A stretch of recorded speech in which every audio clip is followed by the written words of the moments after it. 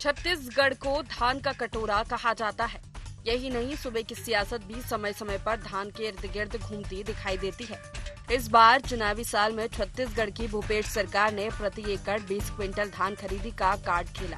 सरकार की घोषणा के अनुसार धान की खरीदी भी शुरू हो गई है। भूपेश सरकार ने 125 लाख मीट्रिक टन धान खरीदी का लक्ष्य तय किया है। भूपेश सरकार की कार्यप्रणाली से कांग्रेस का केंद्रीय नेतृत्व भी उत्साहित है।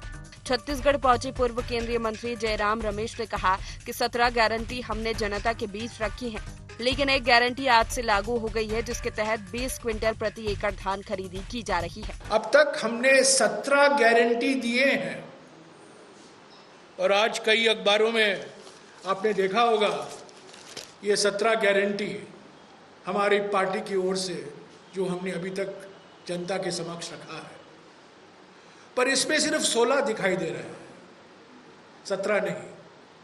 कारण ये है कि वो 17वां गारंटी आज से लागू हो गया है, इसीलिए यहां सिर्फ 16 गारंटी गिने।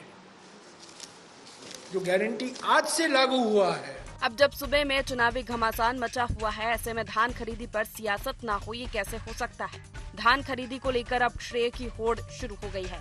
बीजेपी केंद्र सरकार द्वारा धान खरीदी करने की बात कह रही है, साथ ही भूपेश सरकार पर झूठ बोलने का आरोप लगा रही है। बीजेपी सवाल उठा रही है कि चुनाव कांग्रेस के लिए त्योहार बन गया है।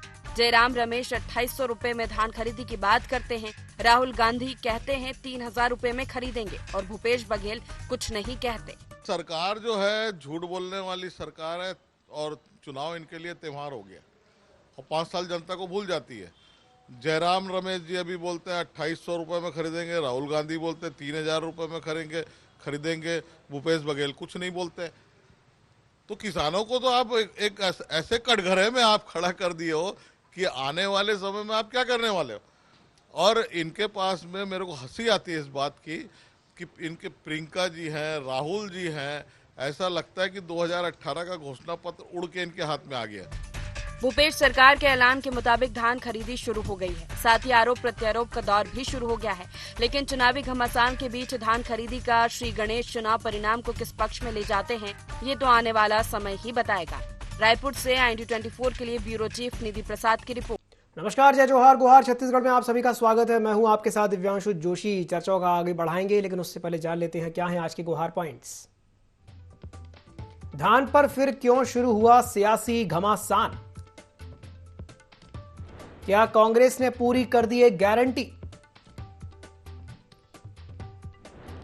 धान खरीदी पर अलग अलग क्यों आ रहे कांग्रेस नेताओं के बयान? कौन काटेगा धान के खेत पर वोटों की फसल? एक बार फिर आपका बहुत बहुत स्वागत है गुहार छत्तीसगढ़ में। तो छत्तीसगढ़ में चुनावी घमासान के बीच धान की जो खरीदी है वो शुरू हो गई है। किसानों से प्रति एकड़ 20 क्विंटल धान खरीदी की जा रही है। तो वहीं धान खरीदी को लेकर के अब सियासत भी गर्मा गई है। चर्चा को विस्तार देते हैं और चर्चा को विस्तार देने के लिए हमारे साथ 3 खास मेहमान जुड़ रहे हैं। हमारे साथ चर्चा में जुड़ रही हैं नीता लोधी जी, जो कि कांग्रेस प्रवक्ता हैं। नीता जी, बहुत बहुत स्वागत है आपका IND24 में। हमारे साथ जुड़ रहे हैं निश्चय वाजपेयी जी, जो कि बीजेपी प्रवक्ता हैं, और हमारे साथ जुड़ रहे हैं गंगेश द्विवेदी जी, जो कि वरिष्ठ पत्रकार हैं। आप दोनों का ही बहुत बहुत स्वागत है IND24 में। सबसे पहले मैं शुरुआत करना चाहूंगा गंगेश द्विवेदी जी से। गंगेश जी, धान को लेकर के एक बार फिर से सियासी घमासान मच गया है और जिस तरीके से ये कहा है कांग्रेस ने कि हाँ हमने तो एक गारंटी पूरी कर दी, तो क्या ये मान लिया जाए कि एक गारंटी पूरी हो गई? गंगेश जी।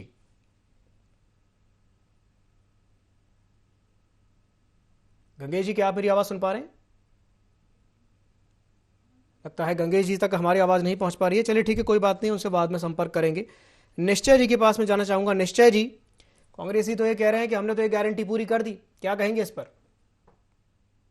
देखिए, ऐसा है, ये जो अभी खरीदी हो रही है इसका सब कुछ जो काम है, क्योंकि अभी तो बहुत कम फसल आ रही है, फसल आने में और अभी 15 दिन 17 दिन का जो मुख्य फसल है उसमें आने में समय है। तब तक तो चुनाव हो जाएंगे, इस सरकार का तो समय सीमा खत्म हो जाएगी। आगामी जो सरकार होगी उसने ये करना है और जानबूझकर, क्योंकि अगर ये सैद्धांतिक रूप से सहमत होते तो ये पहले साल से 20 कुंटल खरीदते।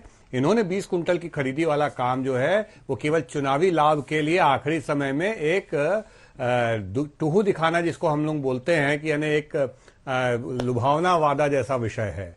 दूसरी बात यह है कि प्रति एकड़ जो बोनस यहाँ पे दिया जाता है, जिसको अभी जयराम रमेश जी इनपुट सब्सिडी बोल रहे थे, जी जी, वो 9,000 रुपए प्रति एकड़ है।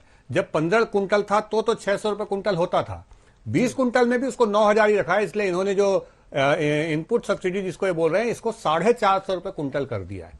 जब धान खरीदी शुरू हुई थी पहले साल, समर्थन मूल्य 1750 था। उस समय ये इनपुट सब्सिडी 750 रुपए प्रति कुंटल हुआ करती थी। अगले साल मोदी जी ने समर्थन मूल्य बढ़ाया, इन्होंने उस इनपुट सब्सिडी को घटा के 665 कर दिया।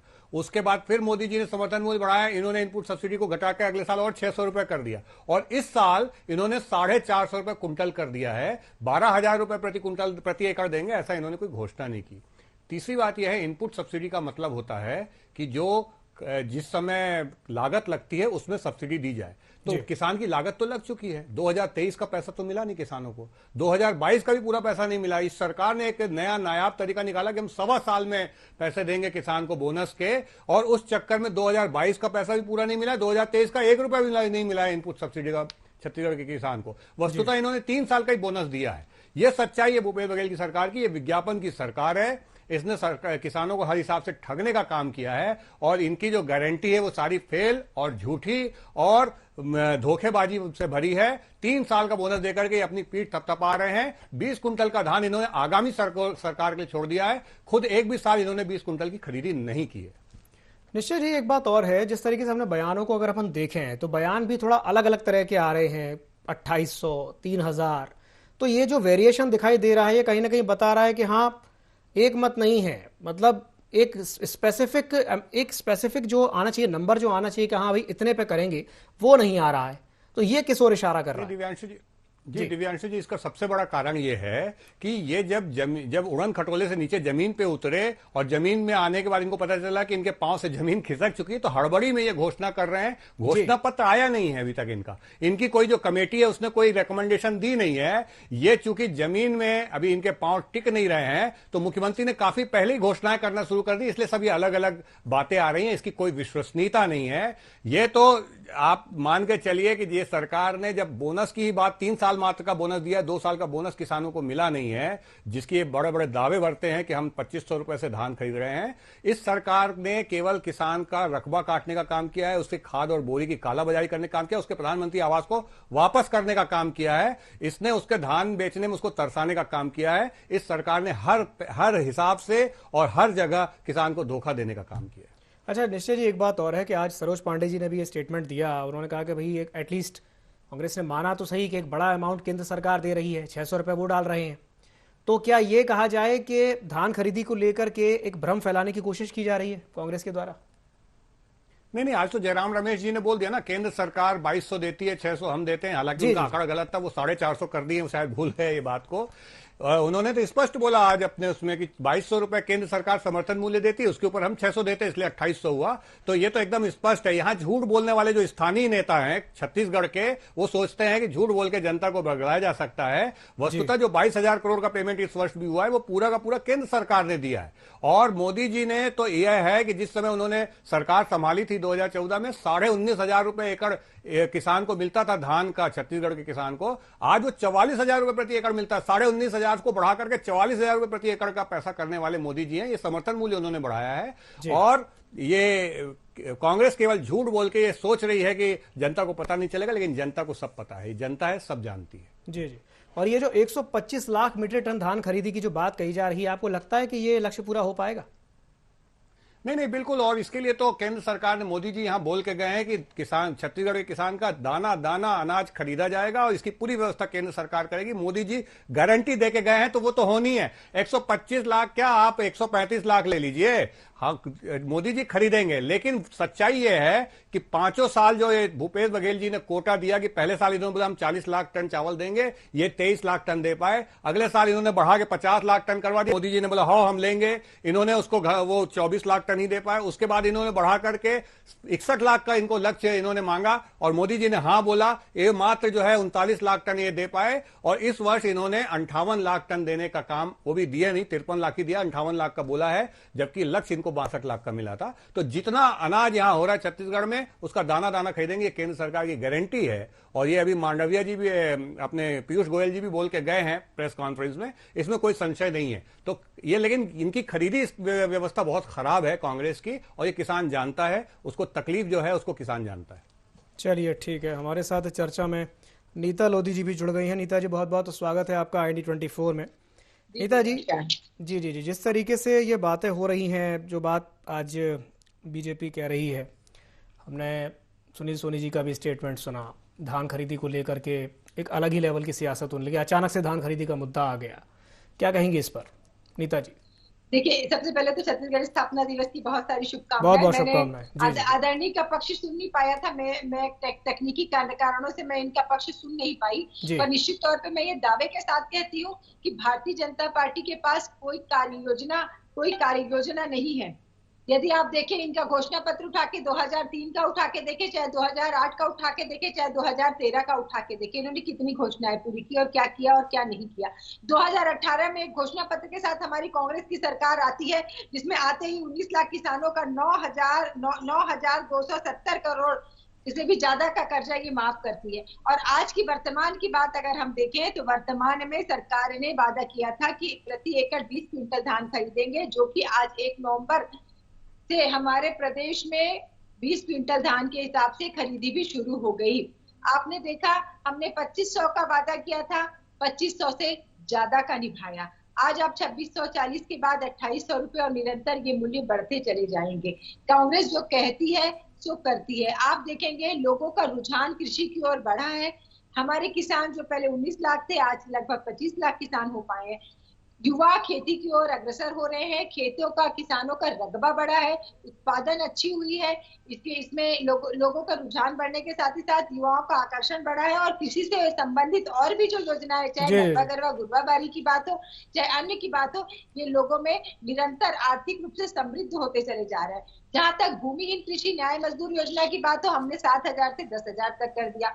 हमने सामान्य रूप से सबको न्याय दिलाने के लिए जातिगत जनगणना की घोषणा कर दी, और ये हमारे पास प्रारंभिक हो पा रही है। आप अगर देखें तो केवल और केवल भारतीय जनता पार्टी की सरकार, चाहे वो केंद्र की और राज्य की, झूठे वादे करती है। चाहे ये चरण पादुका बांटने की बात हो, या जर्सी गाय देने की बात हो, चाहे टिफिन डब्बे बांटने की बात हो, या गलत ढंग से मोबाइल देने की बात हो, केवल इनके जुमले साबित हो पाते थे और उसमें भ्रष्टाचार की बू आती थी। आप बताएं, 15 लाख आ गए सबके खाते में। ठीक है नीता जी, लोगों को रोजगार मिल पाया। जी जी जी, जुमलेबाजी भारतीय जनता पार्टी की। नीता जी, मैं आपकी बात पर रिएक्शन लूंगा। जी जी, अब मैं नीता जी की बात पर चाहूंगा कि निश्चय जी एक छोटा सा रिएक्शन दें, फिर मैं गंगेश जी के पास जाऊंगा। जी निश्चय जी, कुछ कहना चाह रहे थे आप? देखिए, मैं तो ये बोलूंगा कि सच्चाई ये है कि कांग्रेस की कोई नीति रीति स्पष्ट नहीं किसानी को लेकर छत्तीसगढ़ में। इनपुट सब्सिडी की इन्होंने मनरेगा के मजदूरों की बात की थी अपने 2018 के घोषणा पत्र में, किसानों को इनपुट सब्सिडी देंगे।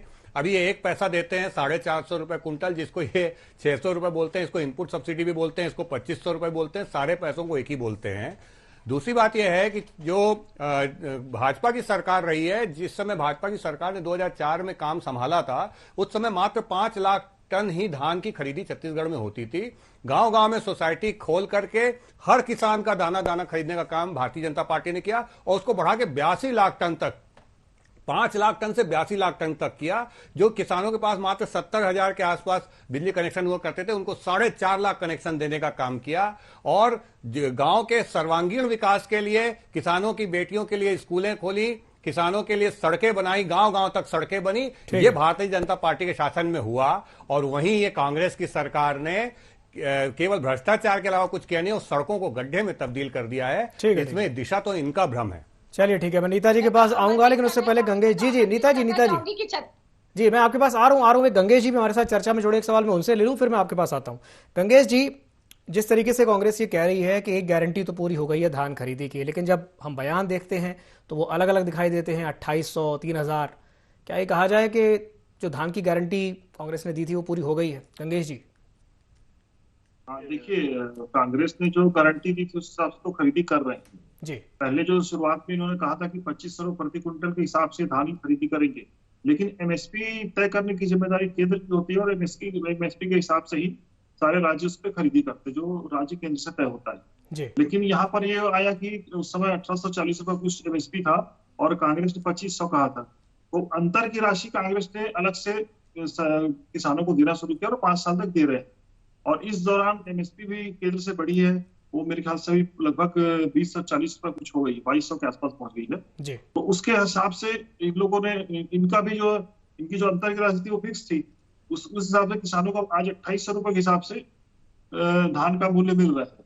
तो ये तो इसमें कोई तो बात नहीं, 5 साल से लगातार कांग्रेस किसानों को जो कहा मतलब जो उन्होंने वादा किया था उसको कंटिन्यू पूरा कर रही है। और वही प्रोजेक्शन अभी भूपेश बघेल अपने अलग अलग भाषणों में दिखाते हैं कि आगे हम अगर 5 साल रहे तो हम ये जो अगर दर से बेसिस बढ़ती जाएगी तो हमारा जो अंतर की राशि बढ़ा के हम 3600 रुपए प्रति क्विंटल तक अगले 5 साल में आपको दे सकेंगे। तो ये प्रोजेक्शन वो दिखाते हैं जनता के बीच और किसानों के बीच। तो इसलिए बार बार अंतर आ रहा है कि एमएसपी जो उधर से बढ़ाई जा रही है, केंद्र ही बढ़ा रही है जी। तो उसके साथ अंतर की राशि जुड़ के ज्यादा पैसा किसानों के खाते में जा रहा है। ठीक है, ठीक है।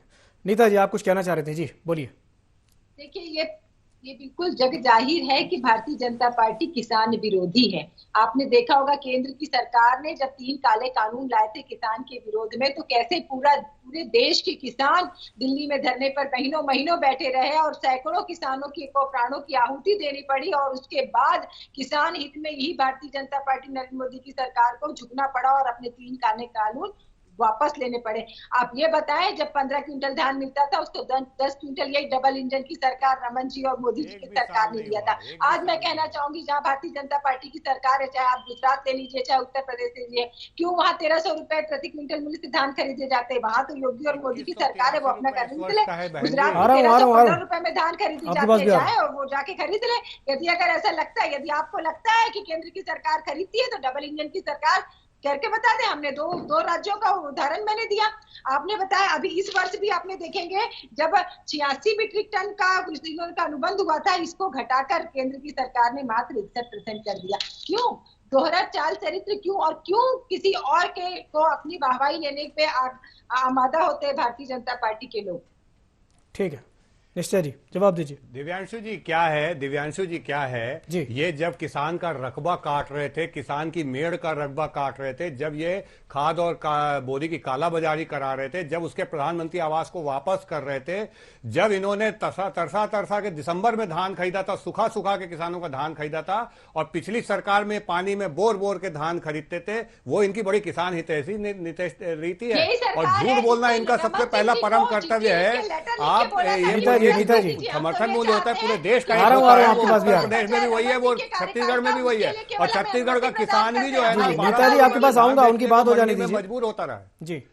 मंडी में 1200 रुपए में धान बेचने को छत्तीसगढ़ किसान भी मजबूर होता रहा। उसके जिम्मेदार तो आप ही रहे ना, आपकी सरकार रही है। आप इस तरीके की अनर्गल बातें सोचते हैं कि झूठा प्रचार करके, वस्तुतः ये कांग्रेस की जो करनी धरनी है वो पूरी सब लोगों के पास सुस्पष्ट है। बच्चियां जो है ना वो बस्ते छोड़ के जा रही, किसान की बच्चियां बस्ते छोड़ के जा रही मुख्यमंत्री बंगले के सामने कि हमारे स्कूल में मास्टर नहीं, बस्ते भी आप ही रख लीजिए, अस्पताल में डॉक्टर नहीं है, सड़कों में गड्ढे हैं। आप जो ये बता रहे हैं इतनी बात, आपका पूरा ध्यान तो ढेबर के बताने में रहा है। मुद्दे से सच्चाई को छत्तीसगढ़ का हर व्यक्ति जानता है। आपकी पूरी कलई खुल चुकी है। पीजी तक की निःशुल्क शिक्षा कांग्रेस पार्टी देगी। अरे बहन जी आप ये बताइए, आपने किसानों का रकबा क्यों काटा?